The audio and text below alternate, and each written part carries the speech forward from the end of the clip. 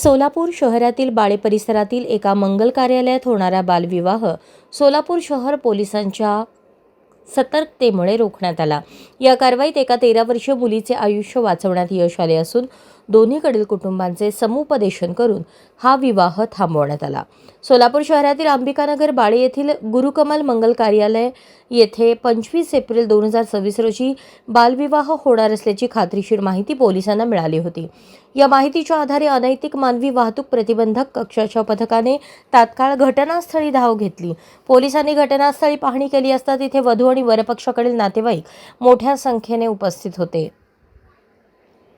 साखरपुडा उरकून विवाहाची तयारी सुरू असल्याचे पोलिसांच्या निदर्शनास आले। पोलिसांनी तात्काळ वधूच्या पालकाकडे तिची विचारपूस केली। कागदपत्रांची पडताळणी केली असता वधूचे वय केवळ 13 वर्ष 6 महिने असल्याचे निष्पन्न झाले। अल्पवयीन मुलीचे लग्न लावणे हा कायद्याने गुन्हा असल्याचे सांगून पोलिसांनी उपस्थित नातेवाईकांना बालविवाह प्रतिबंधक कायद्याची गंभीर जाणीव करून दिली। पोलिसांनी दोन्ही कुटुंबांचे समुपदेशन करून लग्नाचे आयोजन रद्द करण्यास भाग पाडले। त्यानंतर संबंधित अल्पवयीन मुलीला बालकल्याण समितीसमोर हजर करण्यात आले।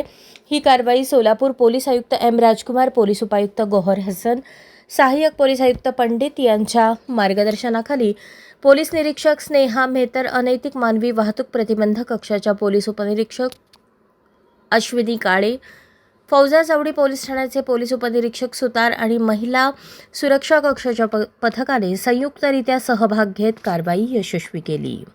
अशाच नवनवीन अपडेटसाठी जनता राज्य न्यूज चॅनलला सबस्क्राईब करा, लाईक करा आणि शेअर करायला विसरू नका।